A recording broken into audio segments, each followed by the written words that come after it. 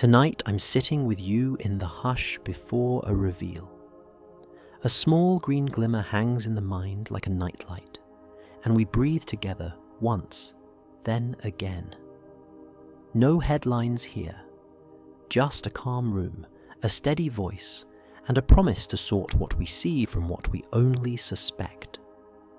If you're listening in bed, set your phone to do not disturb and let the screen dim. Headphones help, but they're not required. If this kind of gentle science keeps you company, you're welcome to follow along or save the playlist for the next quiet night. No pressure, only an invitation to rest while we think slowly. What arrives tomorrow will be polished images and careful words.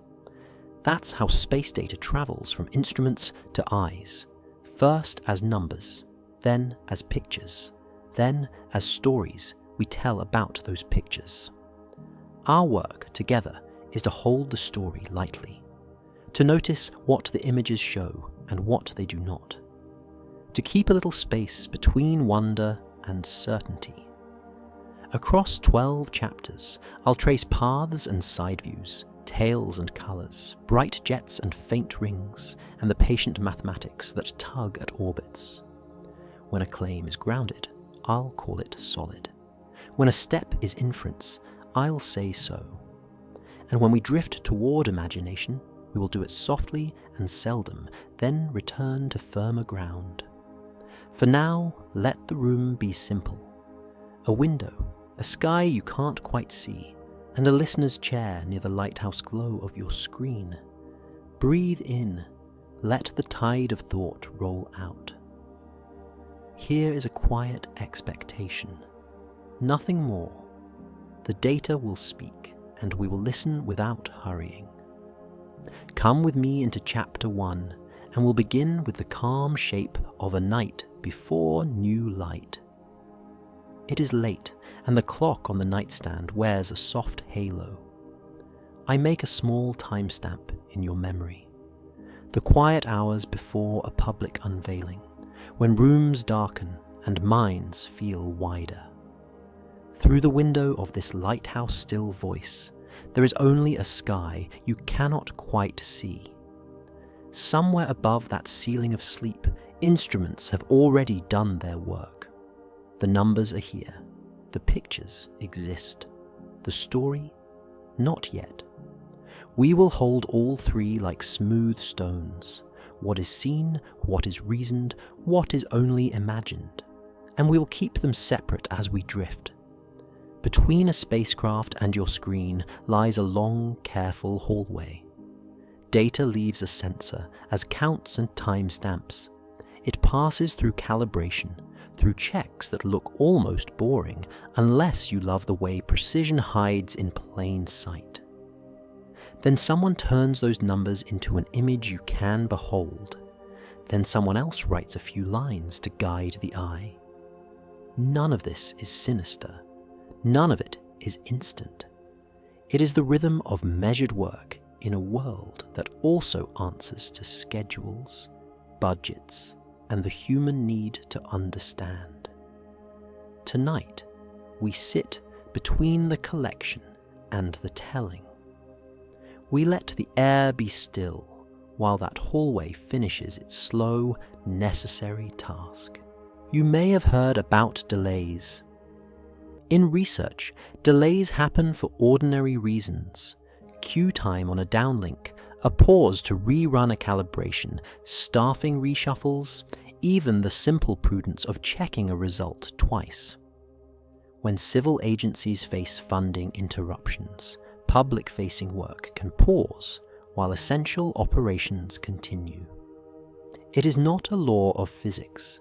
It is a policy tempo, and tempos can feel long when curiosity runs ahead of the clock. Our job here is gentler than judgment. We will notice the gap between promise and practice without sharpening it into accusation. Tonight, that means we breathe, and we remember that careful release is part of making sense, and that careful can sit awkwardly beside excited. even when everyone means well. What should we expect when the images arrive? They will be processed for clarity, scaled for eyes instead of instruments, annotated enough to help, not so much as to intrude. You will likely see a centerpiece, the nucleus and the near space around it, rendered to honor both brightness and shape. You may not see everything faint. Cameras have limits, so do screens. Dynamic range is a tide that runs in and out of detail. Raw files, the kind scientists analyze, tend to follow later through formal channels. Those are not bedtime pictures, they are working tools. Here, in this room, we can let that be true without impatience. We can welcome the first view for what it is, an opening window, not the whole horizon. For the next minute, I offer only a still weave. A fan turns once above you, slow enough to count. A soft green glimmer lives on the edge of sight, like a distant harbour light that blinks, then waits, then blinks again. Down the hall, a kettle clicks as it cools. A page turns somewhere, not to reveal an answer, but to make the sound of willing time. Outside, a car passes and becomes a line, then a dot, then nothing. The room remembers your weight. The pillow folds to your shape. The mind keeps watch without strain. Breathe in, 4 heartbeats. Breathe out, 6. No new facts, only the steadying of attention. When we listen tomorrow, we will listen for what is said and also for the pauses around it. Does the presentation tell you what the images are or what they are not, or both? Do we hear where uncertainties still live? Not every gap is a flaw. Many are invitations to look again. If raw data is promised for later, we will nod and mark the promise, because transparency is not a slogan, but a sequence. Observe, share, test, revise. This is how trust accumulates, quiet layer on quiet layer, like frost building on a window until sunrise. There is another truth worth keeping near. A space agency does not speak with one mouth. It is many hands at many desks, engineers who coax stability from machines, scientists who argue kindly about best fits, communicators who translate, administrators who mind the span between ambition and resource. When you hear agency, imagine the whole workshop, not a single figure making a single choice. Complex work moves like weather across a coastline. It arrives in patches, with clearings between. If a headline names intent, we can choose patience over presumption. If an image arrives with polish, we can remember the unpolished channels that follow. The small green glimmer reminds us, signal first, then story. Always in that order, even when the story is beautiful. Let us set one last expectation. We will treat anomalies, if any, as puzzles, interesting, testable, and not yet conclusions. We will note the geometry of the viewing, the resolution that helps, and the limits that hide, and we will hold wonder like a lantern whose light reaches steadily, not harshly. We will be slow with words like never and always. We will be content with maybe until the evidence says more. And when the new frames appear, we will let them be what they are before we tell ourselves what they mean. This is the quiet assertion that closes our first page and opens the next. The data will speak, and we will listen. What does transparency really feel like once it leaves a sensor and finds its way to your pillow? Let me start with a soft question. When you see a space image, do you imagine the path it took to reach your eyes? I picture a quiet chain of rooms. A detector gathers photons and turns them into counts. Those counts are corrected for bias and dark current, then flattened against the quirks of optics. Calibration stars help anchor the grey world into numbers that mean something beyond the instrument. Only after that steady work do pixels become a picture. And only after a picture becomes reliable does it become a story. Most missions keep two shelves. One holds working files, the kind with headers that list exposure times, temperatures, and the precise math of the pipeline. These are usually in a scientist's format, flexible and austere, fit for measurement rather than display. The other shelf holds public-friendly images, scaled, annotated, and gentle on varied screens. The first shelf is truth told in numbers, the second is truth told in light. Neither is dishonest. Each serves a different kind of seeing. Trust grows when we remember that both shelves exist and that they open at different tempos. Who decides what appears when? Teams do, by role. Instrument scientists nurse the health of the data. Operations folks time downlinks and pass checks. Archive curators prepare the long home where files can be found years from now. Communicators translate technical notes into phrases that won't snag on jargon. Managers line up schedules with people's bandwidth and with other missions, asking for the same antenna time, the same windows, the same quiet attention. Add a public briefing and you are also coordinating hosts, captions, sign language, media questions, and the careful guardrails that keep speculation from dressing up as certainty. Sometimes the outside world knocks. A funding lapse can pause public-facing work even while spacecraft keep flying. Essential operations carry on. Newsletters and splash pages wait their turn. That can feel like opacity. In the hallway view, it is often a policy rhythm rather than a scientific one. Meanwhile, analysts still calibrate, still test scripts, still leave time-stamped notes in internal logs. When the lights come fully back on, a stack of ready items moves toward you at once, and it can seem like a surge or like a choreographed wave. It is mostly backlog meeting daylight. We can hold that gently. Why do public events exist at all? Because space is shared. A press hour lets mission teams show what they've done and answer what they can. It sets context so a single image isn't made to carry the weight of a dozen unasked questions. And it reduces the odds that a raw, preliminary frame gets mistaken for a final word. Think of it as tour guide and guardrail, both. We still keep our own counsel, of course. But we benefit from hearing how the people closest to the instruments read the scene. There is precedent in the family of visitors from elsewhere.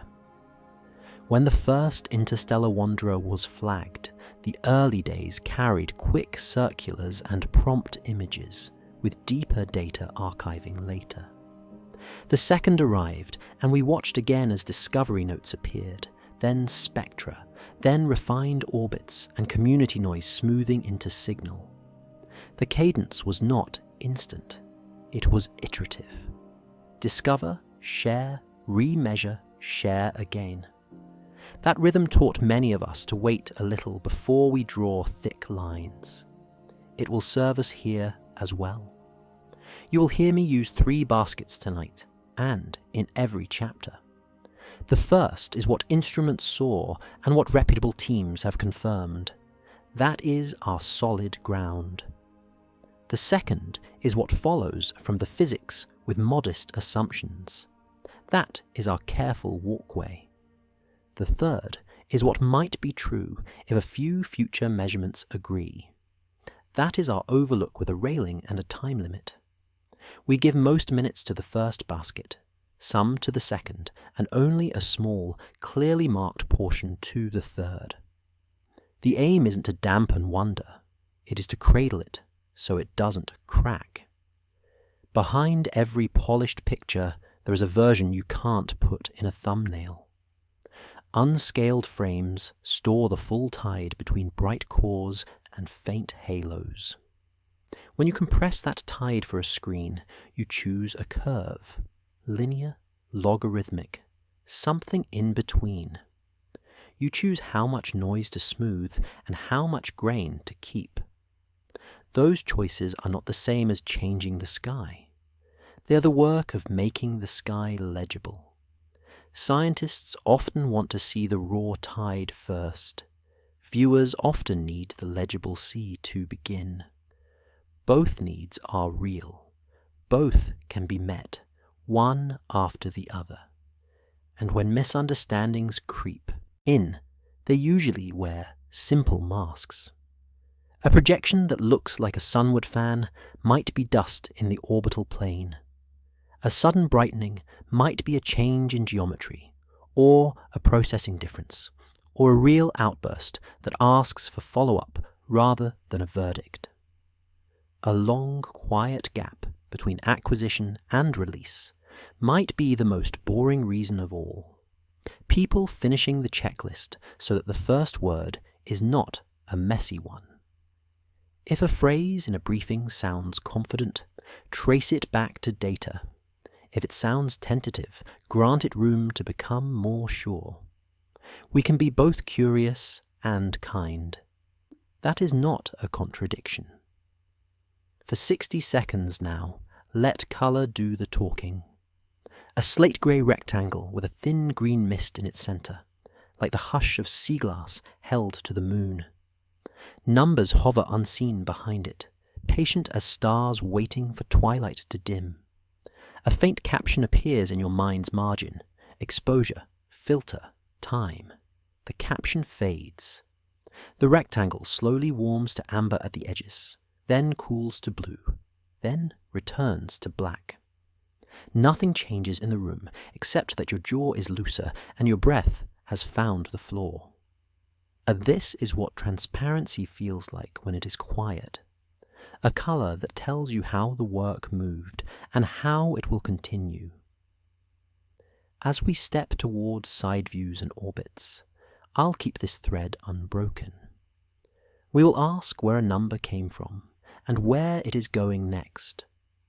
We will notice the places where calibration still sharpens and where interpretation begins to flow. And we will let a small, steady ledger of what is observed anchor a larger, softer ledger of meaning. For tonight, think of transparency not as a doorway flung open, but as a color dissolve, one tone blending into the next until the picture is clear enough to rest your eyes. Imagine a single image drifting toward you, slow as a tide coming up the beach. It begins as a dim rectangle, then a brighter seed near its center, and a faint smear that seems to lean. The camera is not on Earth. It peers from a balcony in Mars' orbit, looking sideways at a passerby that skims the inner system.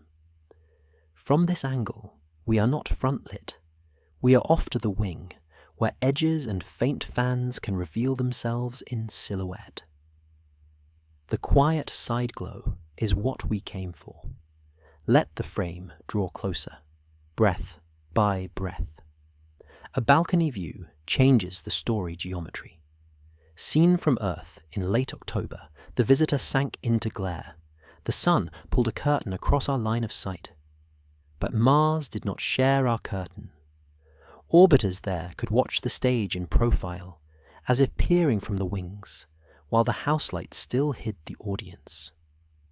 Side on, a plume looks more like a line than a fan. A faint sheet becomes a thread. Even if the camera cannot resolve the tiny heart, it can trace posture. The way light gathers, the direction in which particles drift, the width of a beam right after it leaves home. Parallax is not romance. It is simple baseline, yet it feels like a gift. There is a patience to distant imaging. From thousands or millions of kilometers away, pixels are not seeds of detail so much as beads of timing. You align the telescope, let the target slide exactly across the sensor, then subtract the background that refuses to stand still. Short exposures freeze the wanderer but starve the faintest halo. Longer ones fatten the halo but smear the motion. You choose, then you stack. Then you ask whether the stack tells a true story or only a hopeful one. Most nights, faint dots become fainter lines, and the work turns on whether those lines shift more than random noise would. The still thrill is in catching motion you can measure more than a shape you can admire. What can a side view from Mars truly show? Not the nucleus as a crisp disk. At these distances, that is beyond reach. But it can sketch the near-nucleus bloom, the inner coma, and hint at jet directions close to their source. It can check whether a sunward fan is a trick of projection or a true stream of grains bucking the expected sweep. It can measure how quickly a bright knot fades with distance, a practical proxy for the size and speed of what was thrown into space. Even a bare dot that moves frame to frame improves the path we write down, tightening tomorrow's pointing for telescopes elsewhere. Side views refine orbits. Refined orbits refine everything that follows. For a minute, no facts, only the balcony itself. Picture a dim control room with small green diodes, the faint flit of digits as guidance software updates a star field. Under your palm, a trackball, cool as river stone. On a screen to the left, Mars is a dark curve. On a screen to the right, the comet is only a grain that refuses to hold still. A soft breath from an air vent strokes the back of your hand. The cursor nudges, the grain returns, the timer ticks, and the exposure begins. 5 seconds of attention. Then a sigh, as the shutter completes its run. Silence, and the smallest lift of joy at the way the grain sits where you asked it to. When we finally see the released frames, expect simplicity. A point of light coasting across a field of stars may be all that the instruments could honestly offer. If a thin spray appears, do not be surprised if it is subtle, like chalk dust in low light. Polar brightness changes. One edge a touch thicker, one side a touch bluer, may be present, but shy. Faint sheets far from the center can vanish if the processing curve favors the bright core. None of this means absence. It means the camera showed what it could, under the constraints of distance, time, and the need to keep the signal honest. Earth's vantage will return, but that is later. These Mars-based glances belong to a narrow window when geometry did us a kindness. They are also a bridge between the guesses we made from afar and the steadier measurements we make once glare subsides. Orbit pictures, even as mere dots, bring the comet's path into sharper relief. Sharper paths whisper where to point radio dishes, which filters to favor how long to expose before the target drifts too far.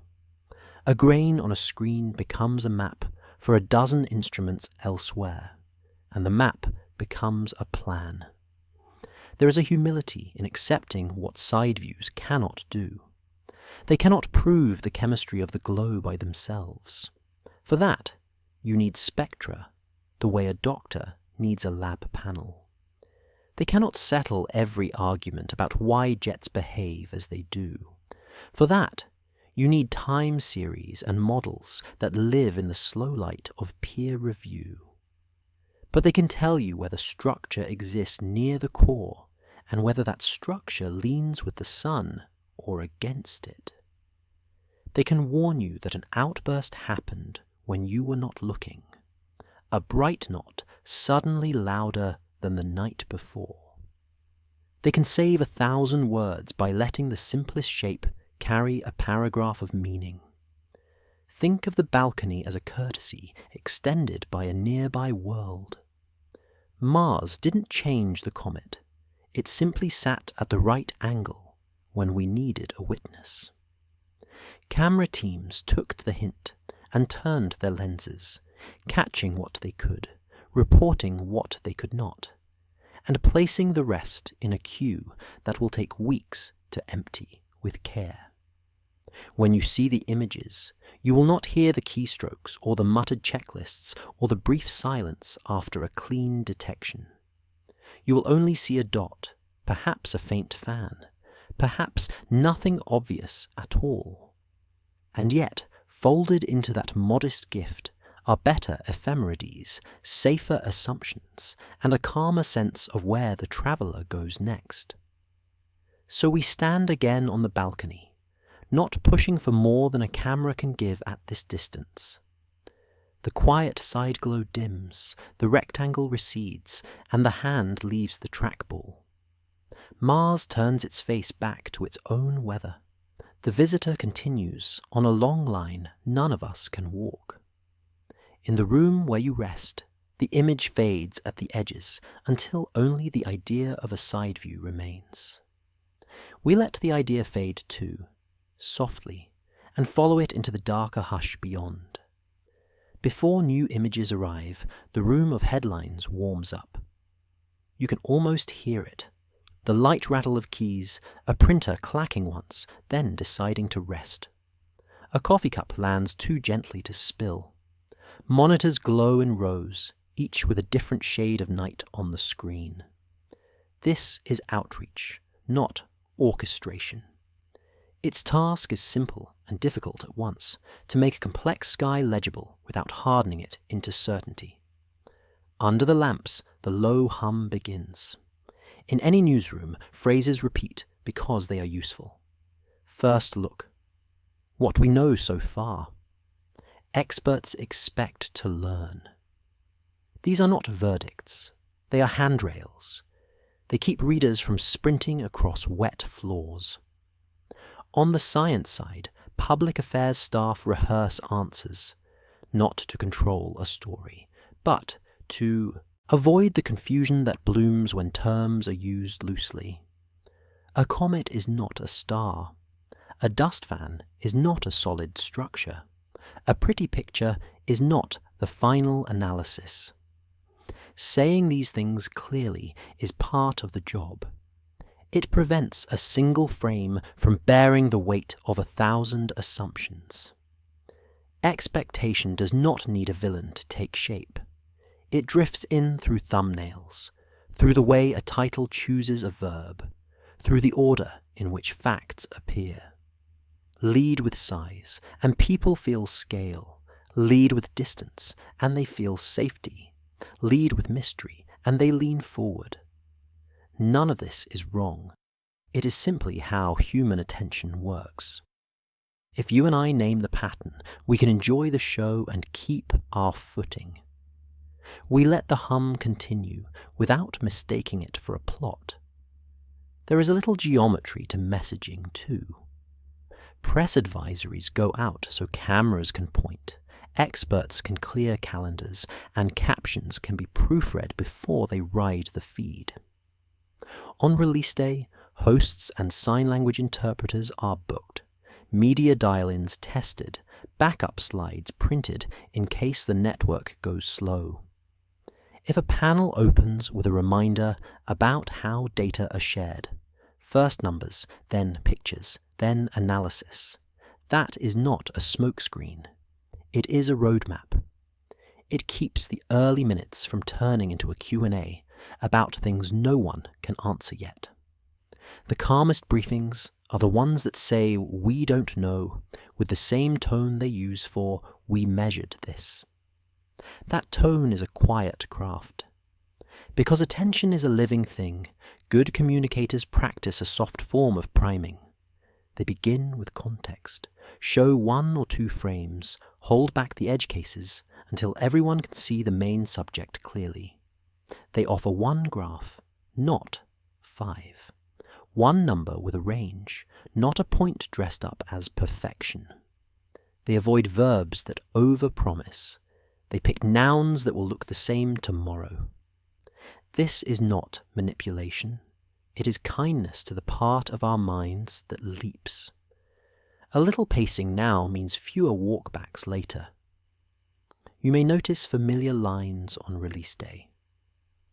We'll share what we know today and what we still need to learn. Raw files will enter the archive after standard checks. Please consider brightness scales and viewing geometry when comparing across instruments. These are the phrases that keep unwieldy curiosity from turning brittle. They do not dull wonder. They keep it from shattering when the first interpretations bend. We can repeat them to ourselves like a breathing exercise. In, out, not yet, soon. If headlines elsewhere start to tilt, we can steady them inside. A story that centers the word ordinary may be relieving anxiety for readers who fear the unknown. A story that centers the word unusual may be honoring the genuine interest of those who crave novelty. Both can be true at different levels. A comet can be ordinary in origin and unusual in behavior under certain light. A photo can be ordinary in content and unusual in the way its processing curve reveals a faint structure.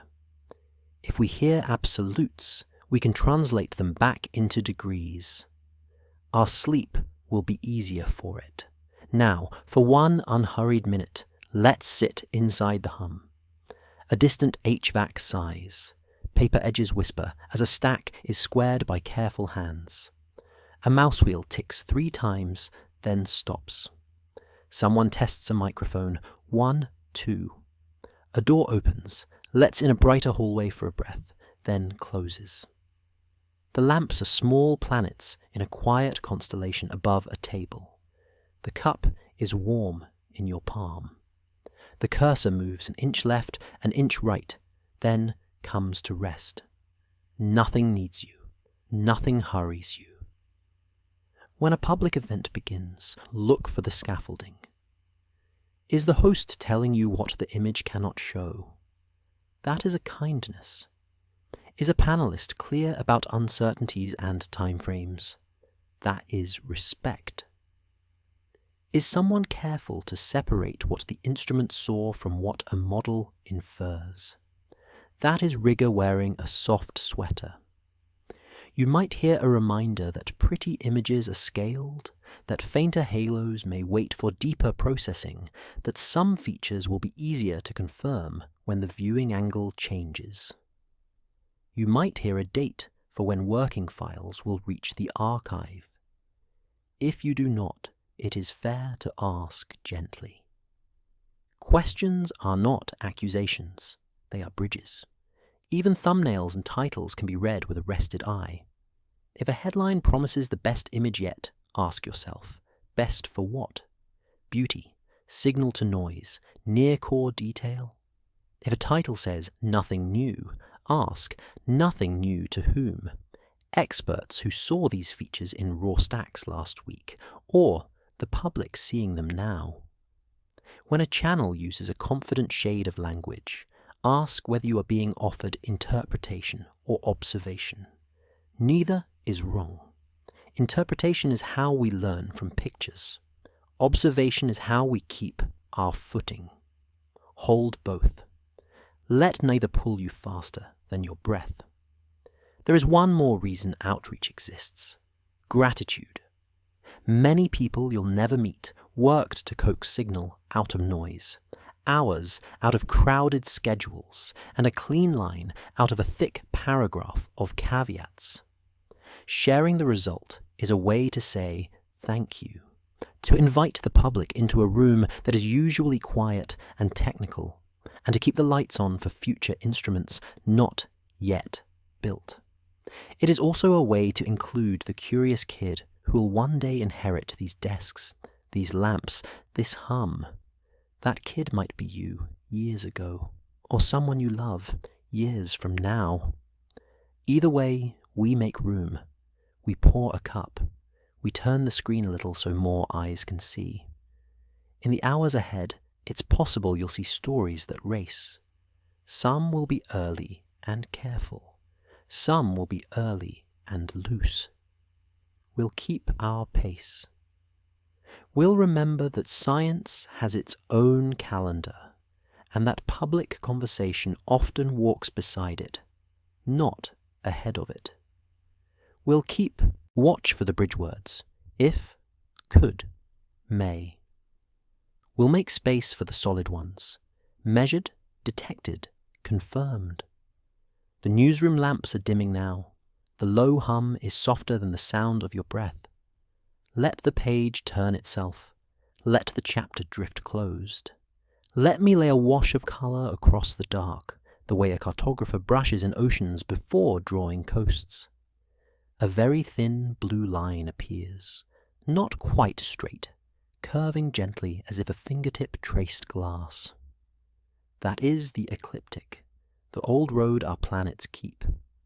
Now another line enters, fainter, cooler, crossing the first from the opposite flow, yet hugging it so closely you can feel the shared plane. Retrograde, but near the floorboards of the solar room. Two strokes on the same canvas, meeting at a small angle you could hide under a thumbnail. Hold that image while we breathe, and we'll walk the map together. Most travelers from between stars arrive like strangers to a city. Some from rooftops, some from basements, some across courtyards we rarely notice. This one came skimming near the plane of our usual traffic, moving against it, like a boat slipping down the marked channel while others row upstream. Near-plane paths invite long glances. They share sunlight in familiar ways. They place the visitor in steady relief against constellations we use as grids. Yet retrograde motion bends the neck. It runs counter to the swirl of planets and most long-period comets we know. The combination feels like a paradox and is only a choice in geometry. Space permits both. Our eyes are simply tuned to one more than the other. Think of the inner system as a lamplit roundabout. Mars sits at one lamp, Venus at another, Jupiter farther out, like a slow, patient patrol car. Our visitor's arc threads near those lamps without stopping, its lane plotted by gravity, sunlight, and the long memory of the path it kept before we ever saw it. These near passes are not meetings in a room. They are glances through windows on different floors, separated by millions of kilometers and guarded by orbital timing. Close enough for cameras to gain a better angle, not close enough to tug. A path that grazes attention without courting hazard. That is how most things in space get noticed, not by drama, but by being near enough to measure. Retrograde near the plane also changes what day-to-day feels like on Earth. As perihelion arrived, our line of sight pulled toward the sun.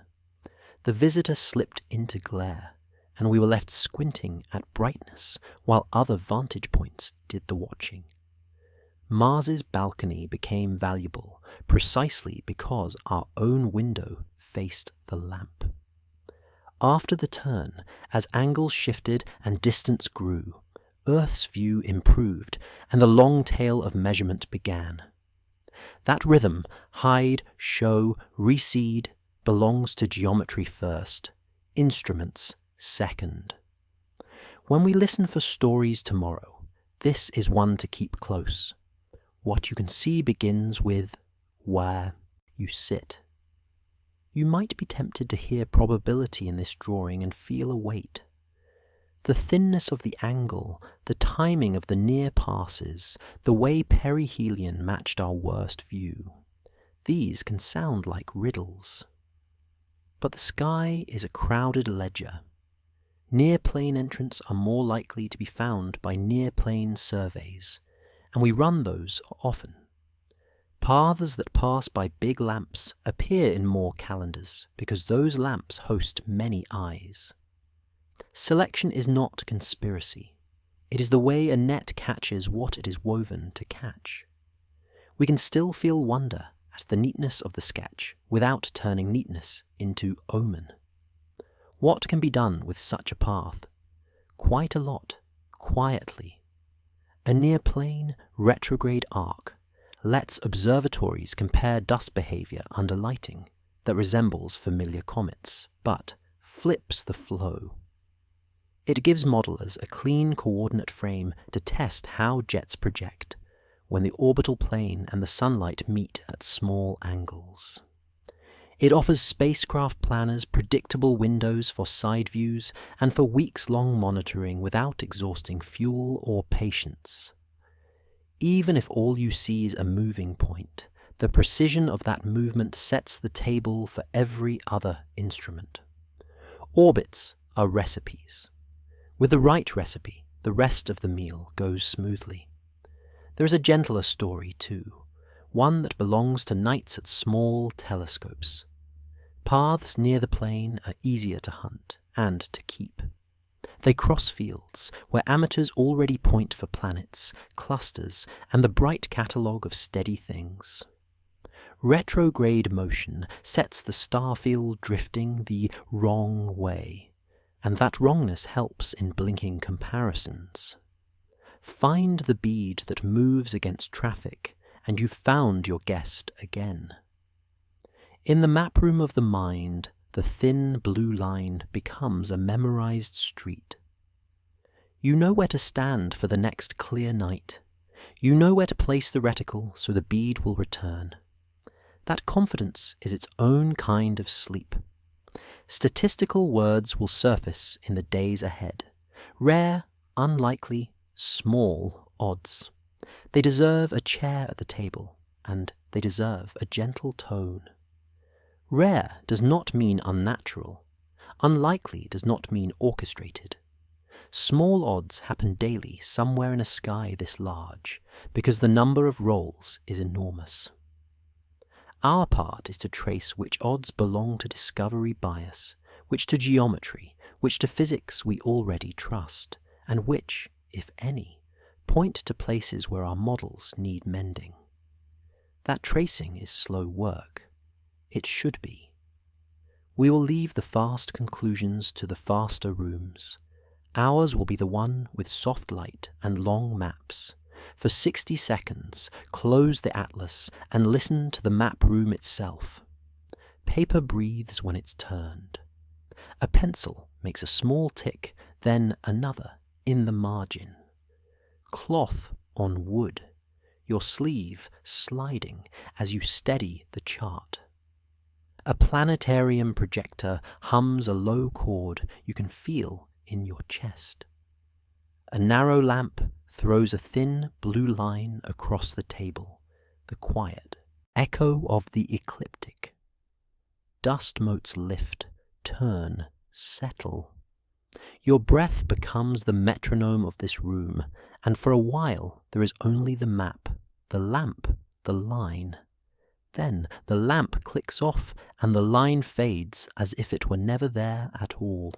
When the images and numbers arrive, we'll hang them on this wall. We'll pin the path, mark the nights, and lay thin threads toward Mars, Venus, and Jupiter, knowing those threads are sightlines, not ropes. We'll let the quiet of the sketch keep our tone steady as models tussle and headlines flash. We'll remember that near-plane retrograde is a precise phrase, not a verdict, and that precision is a kindness we can bring to any conversation. And then we'll lower the lights in the map room and leave with the hush cadence of a librarian at closing time. One hand on the switch, the other smoothing a page. Have you ever seen dust hang in sunlight and seem to move the wrong way? When a beam slips across a quiet room, motes drift as if they chose their own rules. Comet tails can play a similar trick. From our chairs on Earth, a faint filament can appear to lean toward the sun, a backlit fan that disagrees with the textbook picture. Tonight, let's take that soft puzzle in our hands and feel its edges. What looks like defiance may be geometry. What looks like magic may be grain and light. An anti-tail is the name we give the illusion of a sunward tail. Under certain alignments, Earth crosses the comet's orbital plane. Dust that was released earlier, often larger grains that shrug at radiation pressure, lingers near that plane like chalk settling over a blackboard. Seen edge-on, the sheet compresses into a slender spike that points, by projection, toward the sun. The true gas and dust tails still stream away, governed by sunlight and solar wind. But the plane sheet, seen as a line, sketches a contrary arrow that is more about our angle than the comet's will. Grains tell the story by their sizes. Tiny particles feel the sun's push strongly. They peel off fast, curving into the classic dust tail. Bigger bits, millimeter to centimeter scale, leave the nucleus with modest speed and wander less. Their V, that ratio of sunlight push to gravity pull, is small, so the sun's photon wind hardly budges them. Released near a node, where the comet's path crosses the ecliptic, those grains form a thin sheet glued to the orbital plane. If we happen to stand in that plane, the sheet collapses to a line in our sight, as crisp as chalk, snapped across slate. Not every sunward flare is projection.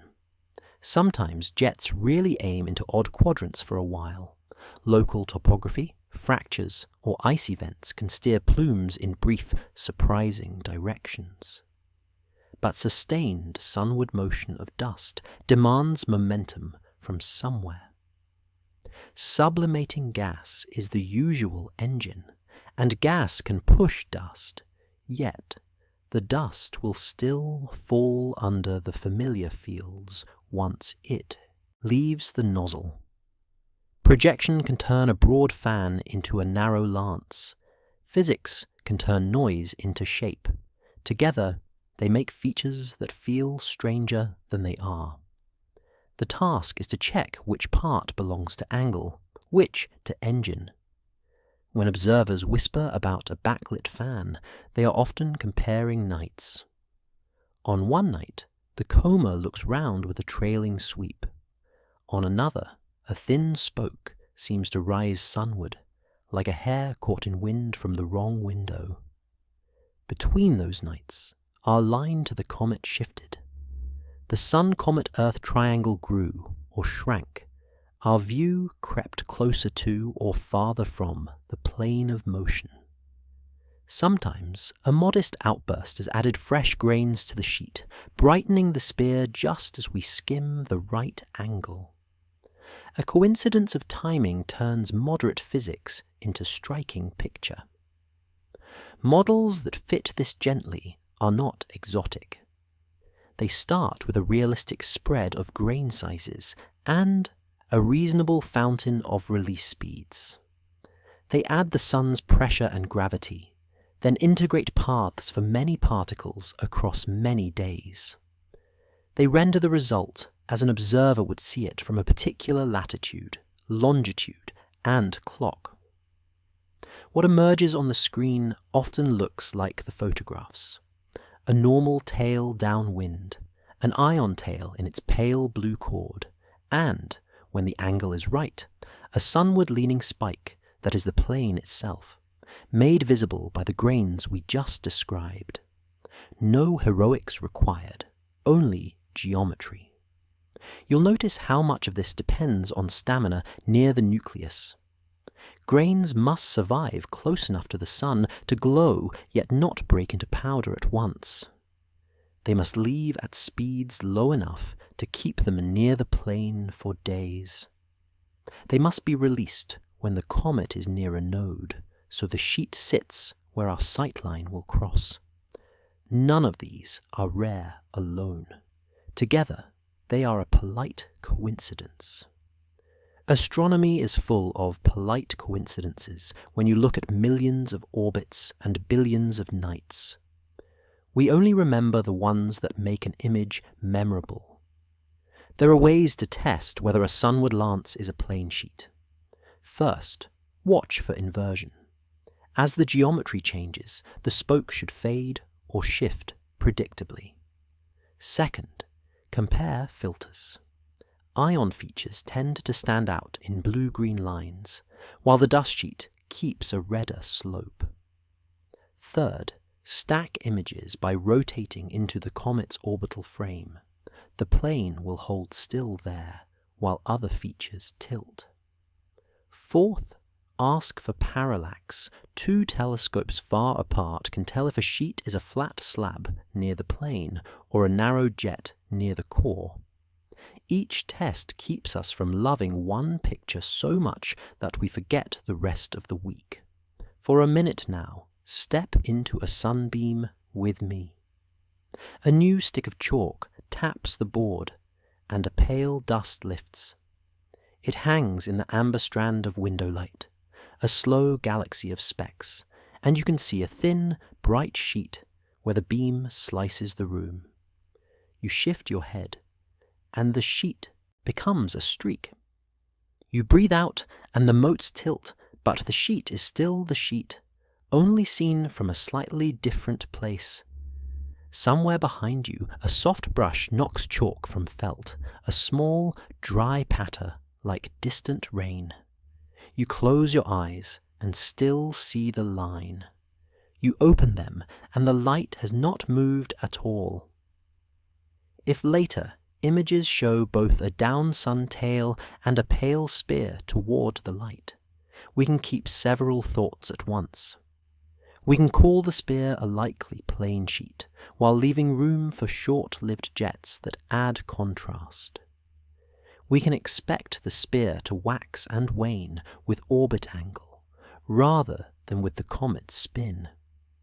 We can look for coarse-grained signatures in polarization and color that fit the chalk sheet story. And we can accept that sometimes, even after these checks, our eyes will want the stranger answer. Eyes like stories. It's all right to like stories. We simply promise each other to test them. There is a corner where speculation lies, and we will visit it briefly, no longer. If a sunward feature refuses projection tests, if it persists across angles and parallax, if its color is wrong for dust and its motion wrong for gas, then we will widen the basket of possibilities. But that is an if with limits. Tonight's work is humbler, to prepare to watch carefully, to honor grain physics before we borrow engines we have not yet measured, and to give projection its due for how often it surprises us. Chalk, light, sheet, angle. We will start there and add complexity only as the data asks. So when a backlit fan appears on your screen, breathe. Remember the beam through the classroom air. Remember the sheet that became a streak when you moved your head. Let the simple story be tried first, not as a dismissal of wonder, but as its foundation. Wonder that rests on grain and geometry sleeps better than wonder that rests on hurry. We can always wake and reach for more if the next frames insist. For now, a soft hard cut. The chalk line ends at the edge of the board. Dear listener, let me draw the curtain a little and speak to you directly. Color is not only what the eye enjoys, it is a language matter-of-fact enough to lull us. Tonight, that language begins with a muted red, a slope so gentle you might miss it unless someone dims the room and points. Much of what early spectra showed was light reflected by dust, warmed by the sun and smoothed by distance. No chorus of bright gas lines at first, just that velvet rise toward longer wavelengths, steady as your breath when you settle into the pillow. If you picture the comet's glow as fabric, think velvet rather than silk. Velvet catches light, softens it, and hides weave beneath pile. Dust does the same. It scatters sunlight in ways that favor red, especially when grains are old, porous, or mantled with fine soot-like coatings. A spectrum that leans red with few sharp features is a quiet signature of that. It doesn't rule out gas. It only tells you dust is doing most of the talking in that window. Later, other windows can open, and a faint voice can join the choir. For a minute now, let the lab lights fade to a soft burgundy. A spectrograph hums behind the wall like a refrigerator you've learned to ignore. A thin beam walks across a slit, then stills. On a screen, a grey ribbon climbs to the right, a slow ascent through red. There's a notch here, a whisper there, but nothing insistent. A pencil taps once. The room breathes. You can almost hear the dust speak in a language without consonants. As observing nights accumulated, a faint cyanide band began to peep above the continuum in some datasets. Not loud, not everywhere, but present enough to note. That small onset reconciles a familiar confusion, how a greenish coma can coexist with spectra that on some nights and instruments looked bare. A wide sky does not promise uniformity. A coma is not stirred like soup. Patches and phases matter. So do filters, apertures, and the hour when a slit crosses a brighter pocket rather than a dimmer one. You and I keep two balances here. On one side sits the early dust-dominated view, honest about its limits. On the other sits the later hint of gas, modest and localized. Between them stretches a straightforward thought. Telescopes speak different dialects, and a visitor is allowed to change tone with time and angle. Under a velvet curtain of red, a soft green trace may rise for a while and then fade as geometry changes. No contradiction is required, only patience. Color is only half the diary. Polarized light writes the other half in tilted letters. Shine sunlight on a cloud of grains and measure not just brightness, but the way the light's orientation twists. Many comets show a negative branch at small phase angles. Light becomes slightly more oriented back toward the sun than away. This visitor deepened that dip more than most, at least in some measurements, as if the grains were especially prone to coax light into that backward lean. What might do that? Fluffy aggregates can. So can low-absorbing silicates dressed in fine carbon. So can a mix where sizes cluster in ranges that favor multiple bounces within a single grain. A deeper dip does not demand a new physics. It asks for a different recipe of the same pantry. The shape of that dip is sensitive to phase, to how the sun, the object, and the observer arrange themselves. Small angles emphasize the backward lean. Larger ones flip the sign and strengthen ordinary polarization. Measurements taken across a range of nights help separate the grain story from the angle story. When a curve refuses to follow the usual path across angles, we raise an eyebrow and check instruments again.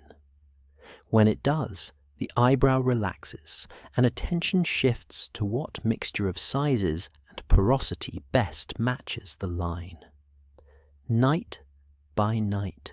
That is how the velvet is felt between finger and thumb. A few reports whispered about nickel peeking through where iron stayed quiet. If that holds up, under re-reduction and cross-checks, it hints at unusual chemistry in the coma's faintest glow, or at least at a source region with a skewed mix. But whispers are not verdicts. The surest way to stay calm is to leave them as placeholders until multiple instruments agree. Even then, a ratio is not a story, unless you know where in the flow it was taken, and what the dust was doing at the time. We will let those lines mature, while we keep our focus on the broad cloth. Color slope, gas onset, and the way light twists. Cloth before embroidery. That's how a bedtime mind holds its shape. What would you expect if dust is old and porous? A red continuum, yes. A polarization dip more negative than familiar, perhaps. Maybe a coma that absorbs blue a touch more than it scatters it, and less small. Fresh grains join the mix and brighten the short wavelengths again. Add a little gas later, and you get a green blush that ebbs and flows with activity cycles, and with which slice of the coma your instrument sampled. Throw in phase angle changes, and the same object wears different moods with nothing more dramatic than a turn of the head. A theatre of light, where costumes are physics. If a modeler were to tuck you into the numbers, they'd start with me or T matrix calculations for plausible size distributions. They'd test compact spheres, then fractal clumps with low filling factors, then coated grains. They'd vary porosity until the polarization curve's negative branch deepened to match a few nights, then check that the same set still fits the color slope. They'd add a bit of heterogeneity, because comae are patchwork, not paint buckets. And they'd keep the green line work modest unless spectra demand more. The aim is not to stretch reality until it fits, but to keep the cloth unwrinkled across all the panels at once. There is room in the corner for a small oddity, and we will cordon it gently. If later campaigns show polarization that refuses to follow angle, or a red slope that turns blue without any accompanying gas, or lines that suggest elements in ratios the sky rarely writes, then we broaden the conversation. Not because we crave strangeness, but because data earns it. We have not reached that corner tonight. We sleep better near the center of the room, where dust carries most of the weight and gas visits as a soft guest. The velvet curtain holds, the muted red remains. What should you listen for when images and notes arrive? Mentions of phase angle alongside polarization numbers. A clear distinction between continuum slope and emission lines when colors are discussed. A map of apertures, so no gas seen, means not in that slice, rather than nowhere. If a team reports later CN, while another still sees only dust, the mole, two may both be right from their vantage, and the synthesis lives in the margins. Science is a correspondence, not a shout. Tonight our letter is short and even. We fold it, slip it behind the velvet, and dim the lamp one notch. Let's count together before we talk about jets. In for 4, out for 6. Again, 4 in, 6 out. Now let the numbers widen to the quiet arithmetic of sunlight and ice. A jet is a conversation between heat, pause, and escape. Grains and gas consult in the dark, then step into light. On the day side of a small body, the sun lays down power like a warm hand. Some of that warmth lifts buried volatiles through tiny pathways towards the surface. Where passages narrow, cracks, pits, undercut ledges, the flow collimates, and the sky learns a new line. A nozzle is not required. Texture can be enough. The jet leaves with a minimum of fuss, carrying dust, that rides its thrust in a soft arc. Turn the body, and the arc leans with the light. Turn it again, and the plume nods off until morning. This is ordinary physics, and it is beautiful. Underneath, a budget keeps score. Sunlight in, latent heat out, a share lost to re-radiation and to the slow warm-up of porous walls. Even without hard numbers at your bedside, the sense holds. There is only so much power to spend, only so much gas a patch can lift, only so fast dust can be carried before the flow thins. That is why the closest look we can get near the core matters.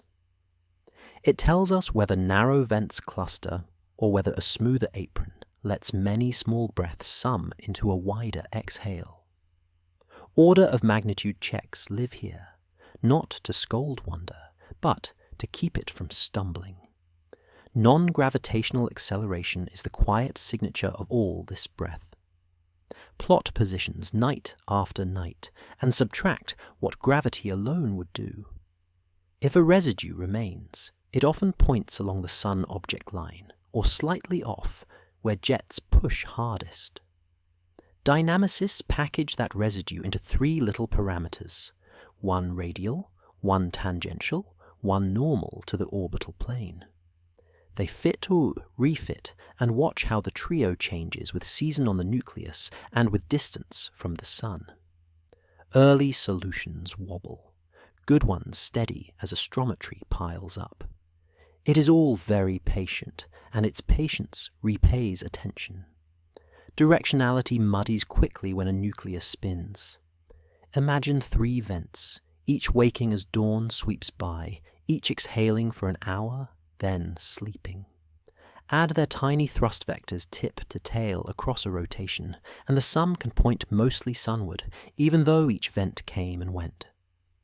Change the schedule by a little, and the sum shifts sideways. This is why time series matter more than one very pretty frame. A single plume is a word. A rotation's worth of plumes is a sentence. You may hear sharp phrases about impossible energy budgets.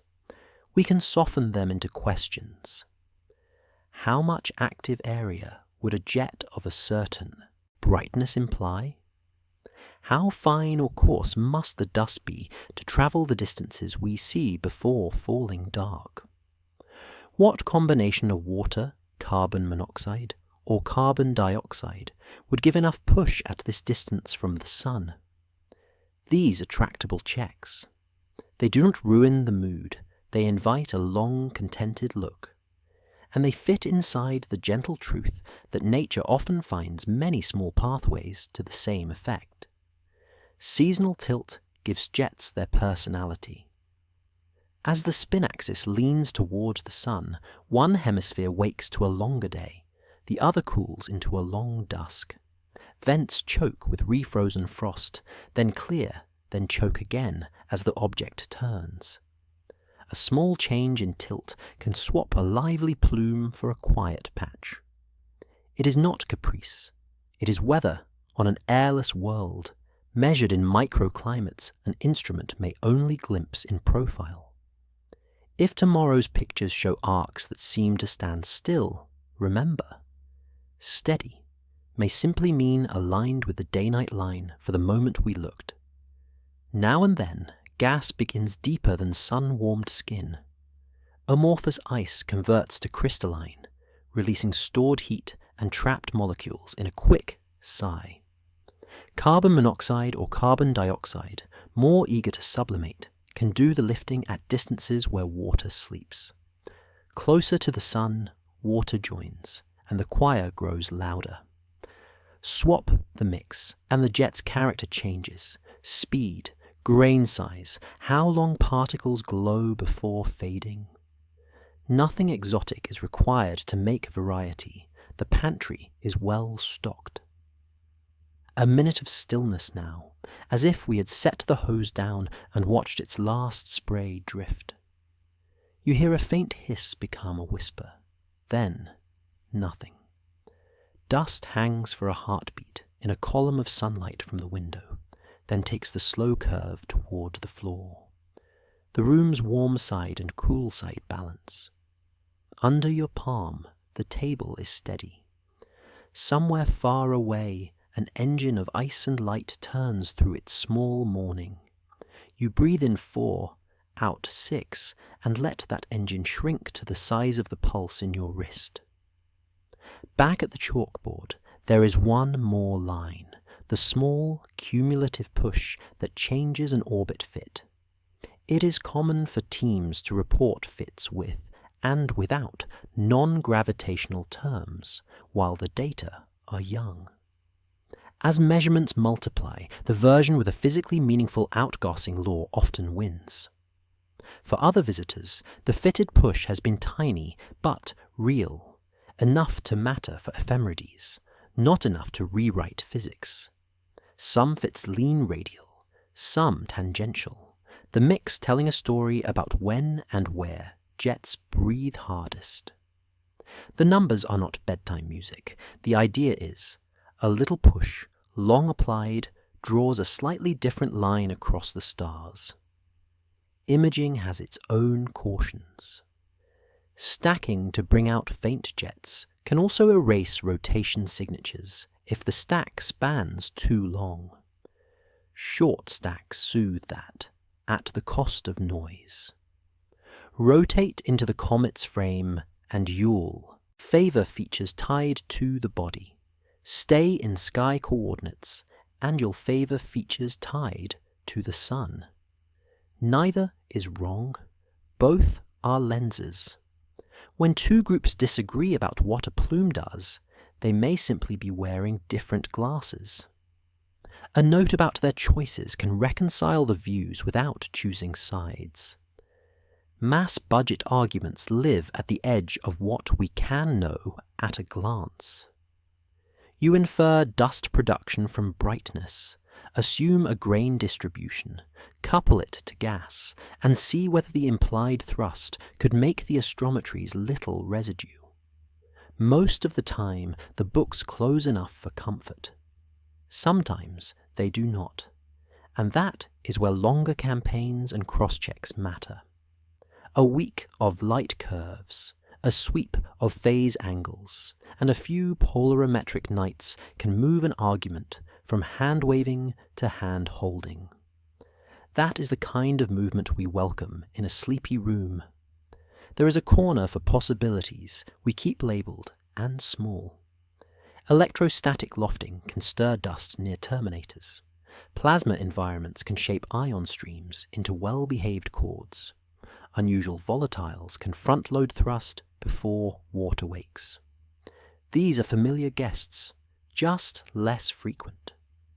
If tomorrow's frames and the next month's fits leave a residue that ordinary pantry items cannot season away, we will invite rarer spices.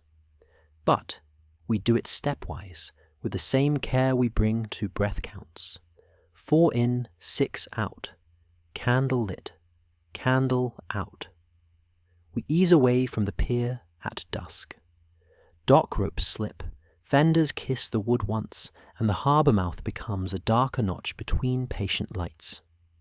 Out on the flat water, ripples widen from the bow and fade. That is how a rumour of faint rings feels in astronomy. Concentric whispers expanding into the night, easy to chase, easier to lose. I call them the ghosted circles. We will follow them just far enough to know which currents are real and which are wakes left by our own oars. Some nights a photograph shows more than a soft core and a tail. Look hard enough, and a pale hoop seems to stand off from the centre, detached, as if a bubble had slipped from a glass and was caught midway to the surface. More rings appear on later nights, widening, as if they remembered to breathe. The mind leans forward. Circles suggest engines. Regularity suggests intention. But faint structure is a tricky sea. Low contrast halos live where cameras strain, where sky glow and sensor quirks and our wish for pattern all meet. When a ring appears, we lower our voice and ask it to introduce itself properly. What could make such shapes if they are there? Comets do burst. An outgassing patch warms, cracks, or crystallizes. A pulse of dust and gas pushes outward and leaves behind a shell that grows thinner as it expands. Stack 2, 3, 5 bursts, separated by hours or days, and you can imagine detached, concentric envelopes moving through the coma like ripples from spaced stones. See them edge on, and the shells become rings. Simple physics does not forbid this. It simply asks for patience in the measuring, and for a willingness to let an elegant picture be supported by ordinary causes before we open a rarer cupboard. Another current runs through the talk: processing. To bring a faint halo into view, images stretch contrast, subtract sky, remove gradients that seep from city lights or moon glow, and sometimes apply sharpening that enhances edges. Each step has a soul of reason. Each can also sketch a circle where none exists. Unsharp masks can leave bright rims around bright cores. Deconvolution can ring. Flat field errors can build gentle false domes that look like structure when the subject itself is round. No one intends this. It is simply the cost of sailing in low light. Cross-checks are the antidote, not disdain. We trust the sea more when more boats sail it. There are ways to separate wake from wave. Start with independent data.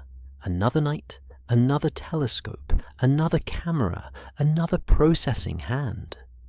If a ring is real, its radius should expand at a steady, physical pace between dates, consistent with dust that left the nucleus at modest speed. If it belongs to the instrument or method, the circle often sits still or changes when software settings change. Rotate your stacks into the comet's frame so features tied to the body keep their shape, while sky-fixed gradients slide away. Then rotate back to be sure you did not draw the ring by insisting on it. Add polarization or color where you can. Dust shells tend to echo the continuum more than gas lines. Parallax from far apart stations, even if small, can nudge ambiguity toward clarity. Solar wind and magnetic fields get their turn in the story. Plasma can sculpt ion tails gracefully. It can bend and braid. Shaping a broad dust ring into concentric perfection over tens of thousands of kilometers is harder. Push is weak, grains are heavy, and the field is in motion. You can still imagine charged dust tracing subtle waves in flowing plasma. The mind is generous that way. But the ledger starts with simple bursts and only later pays the toll to enter fancier waters. In a sleepy room, we put the simpler current closer to the pillow. The faster one stays near the door until the data asks us to invite it in. Not every ring that is real sits far out. Close to a bright core, dynamic range turns into tide. Expose for the halo and the center saturates. Expose for the core and the halo vanishes. Choose the middle and both look underfed. Orbiting cameras tuned to keep the near nucleus reliable may clip the bright heart to hold texture, at the cost of washing out the faintest outer sheets. Ground-based images that show a halo beautifully may, by necessity, sacrifice near-core truth. Neither choice is wrong. Both tell pieces of the tale.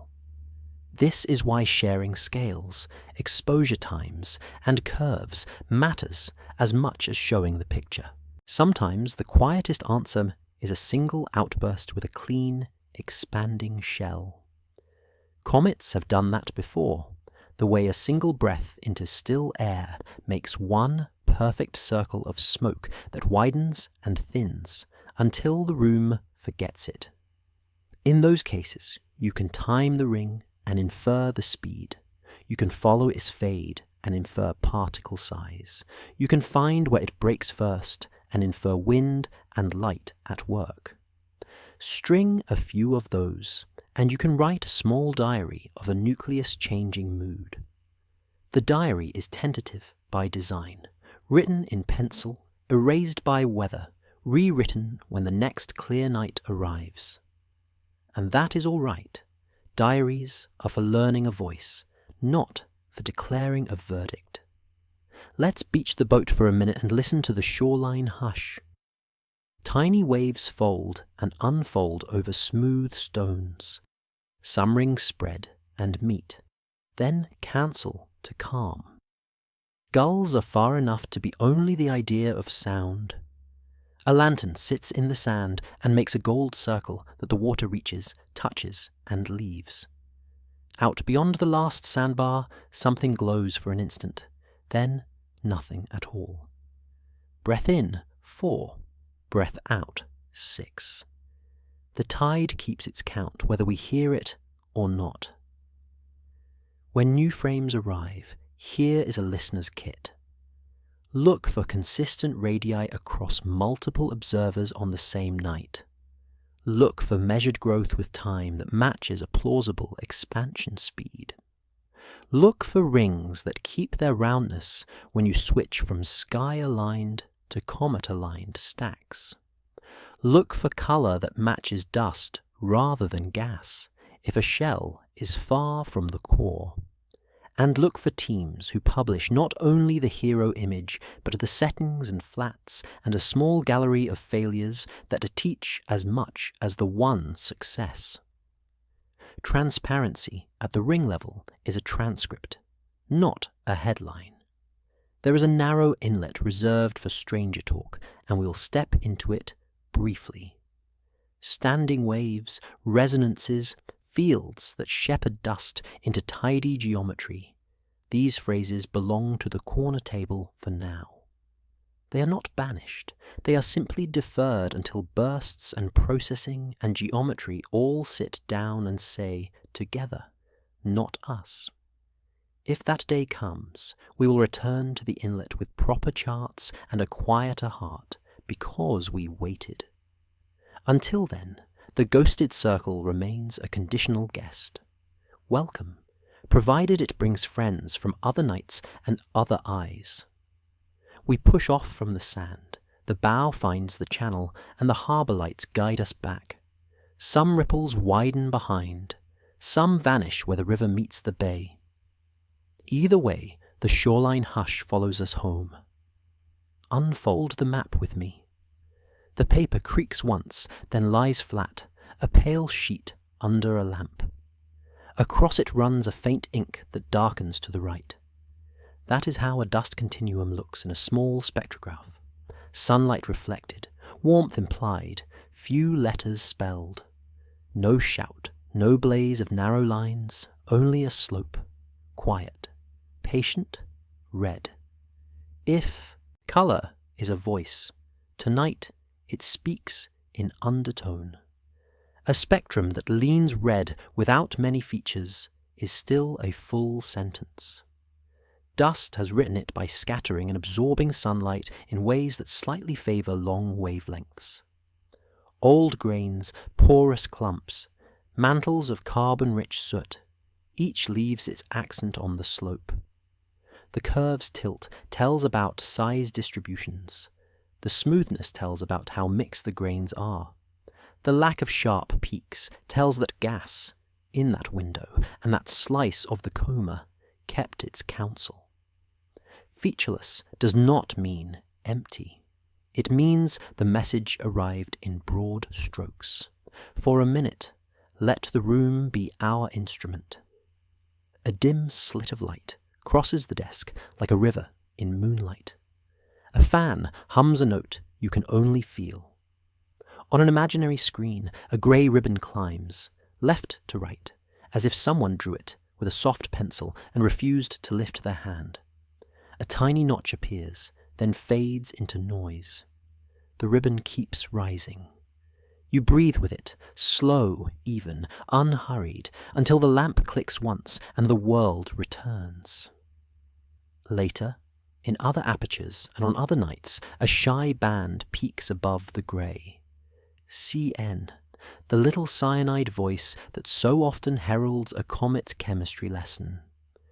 Not everywhere, not always, but present enough to note and to reconcile one of the sleepier confusions, how a greenish coma could appear when some spectra looked bare.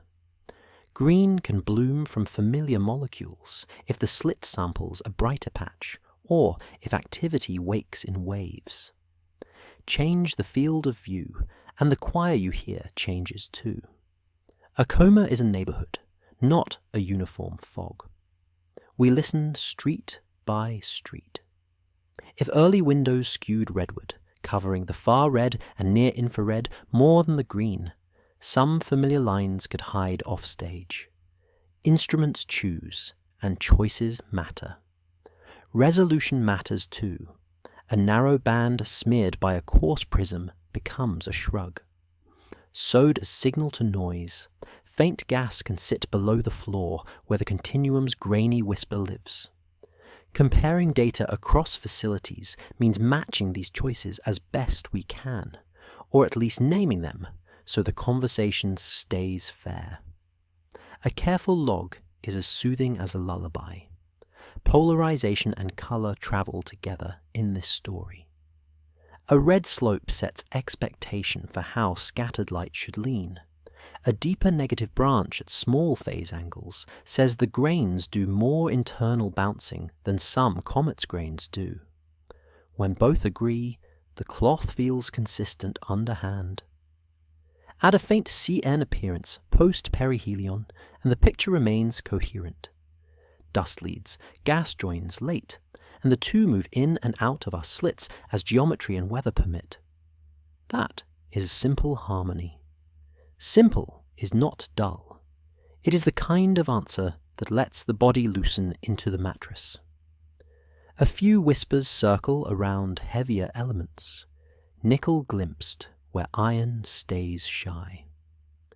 If that pattern survives stricter reductions and independent instruments, it would point to unusual sourcing or fractionation. But whispers are not the place to build a bed.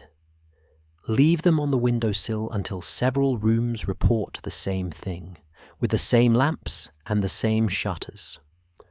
Only then do we pull the chair closer. Patience is a form of clarity. What does a featureless spectrum allow us to infer? Enough to be useful. Grain temperatures follow distance. The continuum's tilt and brightness give bounds on particle sizes and albedo. If thermal emission creeps into the red end for larger telescopes, the curve's shape can split reflected sunlight from warm dust glow. Correlate that with photometry and phase angle, and you get a small atlas of how the coma changes as the visitor turns and recedes. No drama is required to make a map, only repetition and clean notes. What does a featureless spectrum not decide? Origins. Smooth reflective surfaces and dust-coated rubble can both return light without sharp lines in these bands. Instrument windows cut away the ultraviolet and far infrared, where other molecules speak more loudly. A single night cannot tell a seasonal tale, just as a single street can't stand for a city. When questions grow larger than the bandpass, we widen the bandpass. That is the whole method, and it is comfortable to sleep beside. A sensible checklist waits for release day. Are colours quoted as slopes with uncertainties, or as single adjectives? Slopes help. Do spectra list their apertures and phase angles? Context keeps peace between differing results. Are continuum fits shown alongside any detected bands, with residuals that make sense to the eye? That's trust, drawn in ink. Is no detection framed as a limit with a number rather than a feeling? Limits are generous. They leave room for tomorrow. If a team folds polarimetry into the color story, the cloth tightens. If thermal infrared joins later, the cloth gains weight. We rest better under a heavier blanket. Some gentle arithmetic hides inside every plot.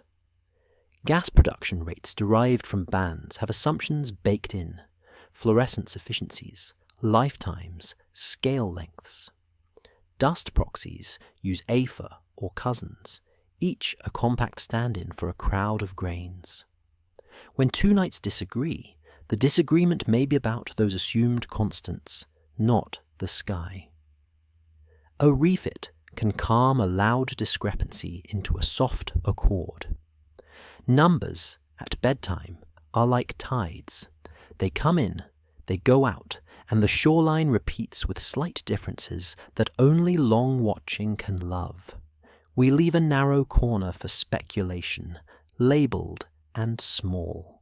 If, across well-calibrated windows, the continuum remains red and smooth, while unmistakable green light blossoms without corresponding molecular bands. If polarization refuses to track phase, if heavy element ratios settle far from known comet families across repeated nights, then we widen our model pantry. Not tonight.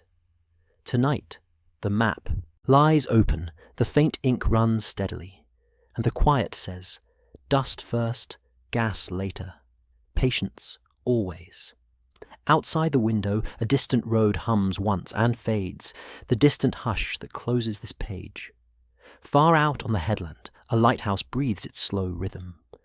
White, then dark, then white again. The beam rounds the horizon and returns as if it were counting the pace of the sea. In that pulse, I keep a thought about families, how we name 7 bright sisters and miss the wider kin until a better lamp arrives. What seems small under one bulb turns spacious when you stand closer to the lantern room. So with the cluster we learned as 7, not merely a handful of jewels in a winter sky, but the close glittering core of something spread like starlight, spilled on a table. Thousands of members, a structure that stretches far beyond what a casual glance can hold. The way we found that breadth is simple in its pieces, and elegant in their weave. One instrument listens for the faint dimmings and brightenings of stars, and from that flicker you can measure spin. Young stars rotate fast and then slow with age. Rotation becomes a clock, one that works best when many hands are read together. Another instrument maps positions and motions with a steadiness that borders on magic.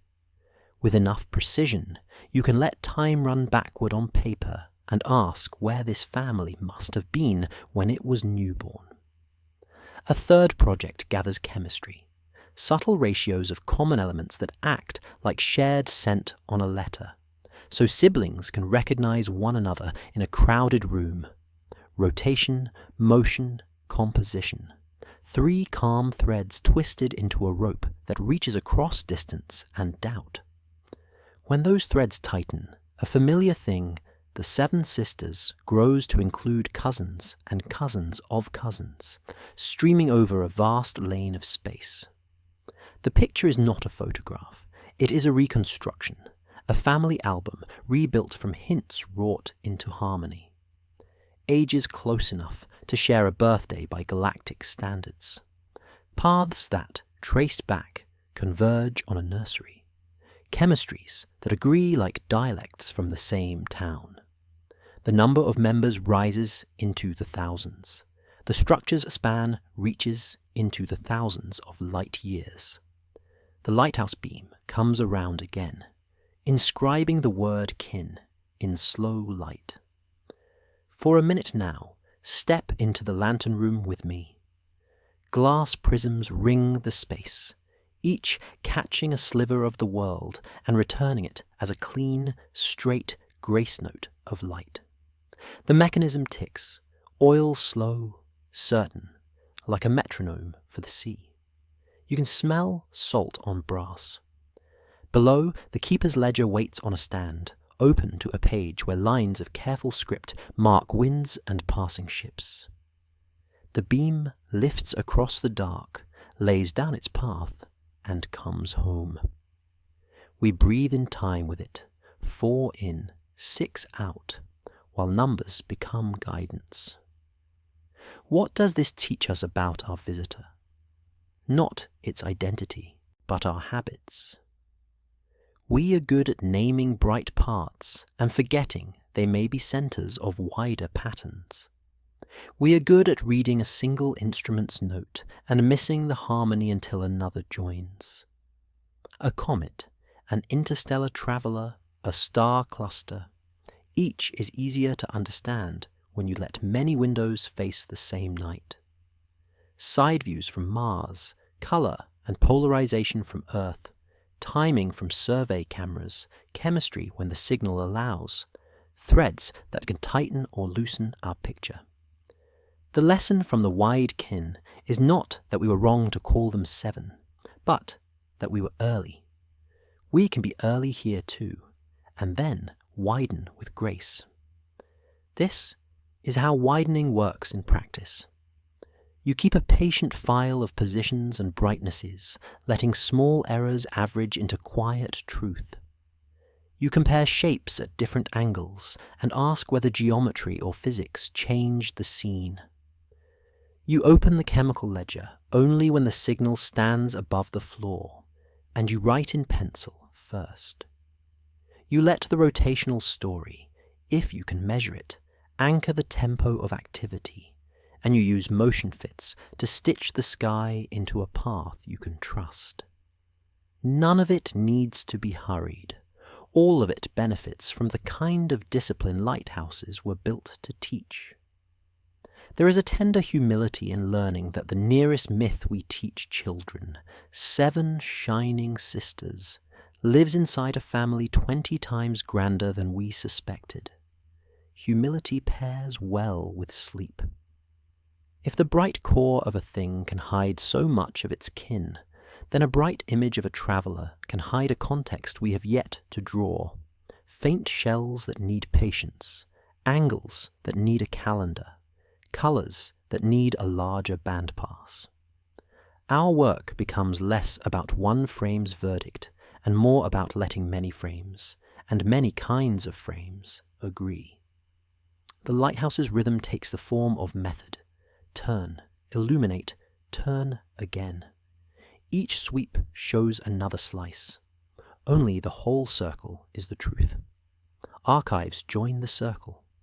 Old sky surveys rest in quiet drawers, digital and glass, waiting for the question that did not exist when they were made. Sometimes a traveller is found in those shelves, pre-coveries that nudge an orbit into sharper focus, or reveal a flare that explains a later oddity. Sometimes a cluster's half-forgotten members light up when a new algorithm takes a second look. The keeper's ledger matters as much as the lamp. Careful notes, open access, and the patience to match and rematch as new tools arrive. Sleep comes easier when you know yesterday's work is waiting to help tomorrow's. Wider kin also change our sense of odds. A path that seemed singular becomes one of many. An alignment that felt eerie becomes expected when you account for the full structure. The opposite is true as well. Features that remain rare after the widening deserve a longer look. That discipline, expand the frame, then ask again, is a kindness we can offer both clusters and comets. It keeps awe honest and keeps surprise where it belongs, not in hurried headlines, but in measured shifts of understanding. A slow, contented surprise is the one that lets you exhale. What shall we listen for when new notes arrive about our visitor? Mentions of combined datasets rather than single snapshots. orbits improved by an extra month of astrometry, not just by a louder word. Color discussed beside polarization, not instead of it. References to rotation constraints that put jets on schedules rather than in myths. Even a small archival find, a precovery, a forgotten observation, belongs to this chapter's lesson. Every added lamp helps. Every ledger line steadies the hand on the chart. We can keep the beam turning until the shoreline gathers itself into a map. There is a narrow place for imagination, kept in the drawer with the tools. You can imagine a future where combining side views, spectra, and long timing reveals a larger context we cannot yet sketch, the way a family album grew to include a diaspora of stars. You can imagine finding that an oddity fades when the circle of data closes, or that it strengthens enough to deserve a fresh hypothesis. Either way, the rhythm is the same: sweep, note, sweep, compare. The beam turns, touches the water, and returns. As it passes, we let our eyes close. The keeper snuffs the wick, the lens gleams in the afterglow, and the night shutter comes down. I light a small candle on the sill and open the window a hand's width. Night air folds in, cool and steady. Beyond, the quiet of stars feels deeper than the room, and I think of the small, fierce ones, the red dwarfs that keep long vigil. They are lanterns that burn low and steady, yet their magnetic weather can rise like a sudden squall. If you listen closely, you can almost hear a low hush where the stellar wind runs. Tonight we stand here, candle and window, and talk about bursts that can empty a sky. For a minute, let the ambience settle. The wick murmurs. A draught lifts the flame and sets it right again. Outside, a leaf taps the frame once and is gone. Somewhere far across the dark, a wave of charged particles would hiss if sound could cross the vacuum. You breathe in, slow. Breathe out, slower. The room becomes a safe harbour for big weather. A coronal mass ejection is a star's handful of plasma flung outward, bundled with magnetic field. Our sun does this often, and we have learned how to read the signs. A shock sweeps through the corona, radio waves announce it, X-rays give the background heat, and hours later, charged particles rattle our magnetosphere. For other stars, proof has been harder.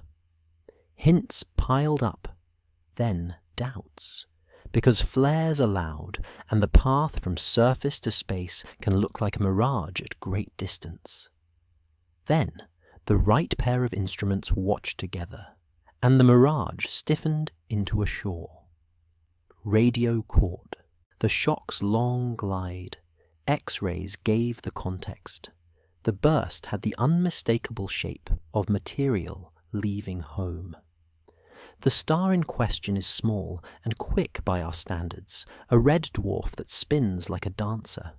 Fast rotation braids magnetic fields tighter. Tight fields store more energy. Stored energy finds paths to release. When the ejection broke free, it was not gentle. Numbers belong in our ledger after the chapter, but the feeling can live here.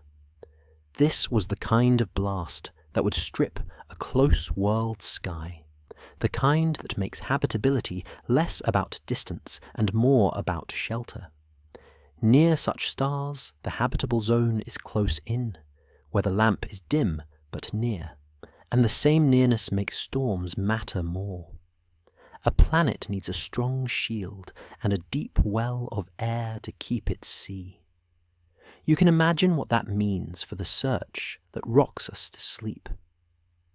We love red dwarfs because they are many, and their dimness makes small planets easier to find.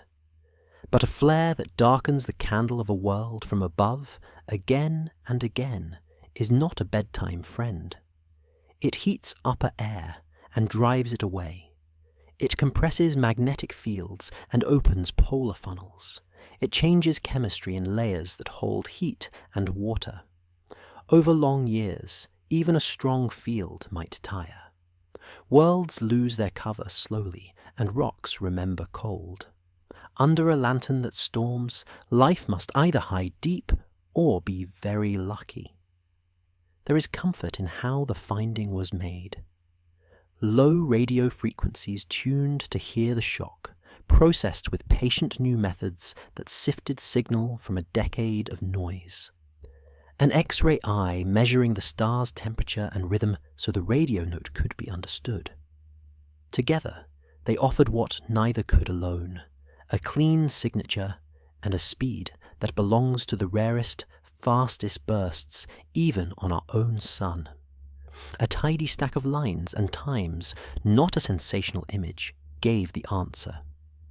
It is a reminder that quiet techniques often carry the heaviest news. The candle on the sill nods, approving. What do we do with such weather in our thoughts? We widen how we weigh a star, not just its warmth and light, but its storms and cycles. You can imagine a rule of thumb: older dwarves that spin slowly storm less, younger, faster ones storm more. Magnetic strength scales with spin and convection. The mix decides how often big bursts leave the surface. None of this is a verdict against red dwarfs. It is a nudge to ask for their forecast before we pitch a tent in their yard. Telescopes that watch in radio and X-ray with patience turn that forecast from rumour to chart. Our visitor, the wanderer we have followed for chapters, has no atmosphere to lose in that way. Yet, its journey crosses a galaxy alive with such weather. If a thing can survive between stars, it has met much worse than starlight. Particle storms, shock fronts, and long rain of dust. Whether it is rock, dust-coated machinery, or something simpler, its durability has already been proved by time. The storms we talk about now tell us something else: how common bare rocks may be around the stars we most often watch, and why some skies will be quiet while others hiss. In that context, a tranquil lamp like ours feels like a kindness we can name and be grateful for. There is also an instrument lesson here that reaches beyond one star. New arrays will lower the radio floor further. Future X-ray eyes will sharpen the way we read hot gas. Together, they will turn a first proof into a catalogue into statistics, statistics into a habit for the mind. We will ask how often and how fast before we dream too vividly about seas under red suns. We will teach our models to subtract storms from hope and see what worlds remain. And if we find quiet dwarfs, old, slow, gentle, our candle will burn a little brighter. I keep the window open a while longer and let the room learn the night's temperature. The candle's pool of light is small, but enough. We have spoken of big weather and kept our tone even. We have put numbers on a separate shelf and let their weight be felt, without pressing on the chest. If you are drowsy, that is the point. All this talk of storms is not to startle. It is to steady the hand that turns the page. We will end here with a breath held for one slow count, then let it go. The flame lifts once, bows, and waits. We've walked a quiet path together. What we touch tonight rests on steady ground. Spacecraft and telescopes gathered images, first as numbers, then as pictures, then as notes for the public. Side views from Mars's neighborhood offered a profile when Earth looked into glare. The traveler's path ran retrograde, yet close to the ecliptic, a geometry that surveys favor. Anti-tails are real as projection effects when dust sheets are seen edge-on, even while ordinary gas and dust stream away from the sun. Early spectra leaned red and dust-dominated. Later, modest CN appeared in some apertures. Polarimetry showed a deeper than usual negative branch at small phase angles, still within known grain physics. Jets arise from sunlight, lifting volatiles through cracks and pores. Small, seasonally weighted thrusts can add non-gravitational nudges to an orbit fit. Faint shells and rings have been seen around other comets after outbursts, and careful cross-checks separate real halos from processing echoes. The greater Pleiades taught us that combining rotation ages, precise motions, and chemistry can reveal a family far wider than the 7 stars we name. And beyond our Sun, radio plus X-ray monitoring confirmed a stellar coronal mass ejection from a red dwarf, weather strong enough to test the skies of close worlds. All of this arrived through ordinary discipline, calibration, context, and archives that keep faith with tomorrow. When releases come, they will likely be processed for clarity, with working files following through formal channels. We can meet them with the same poise we kept here: observed first, plausible next, imagination rarely. If more voices join, new images, longer timing, wider band passes, the picture will sharpen without rushing. You do not need to hold it all. Let the facts you like most stay, and let the rest drift until morning. Thank you for listening, for the unhurried breath, for keeping wonder and caution side by side. May your room be dark, your pillow cool, and your night easy. Sleep well.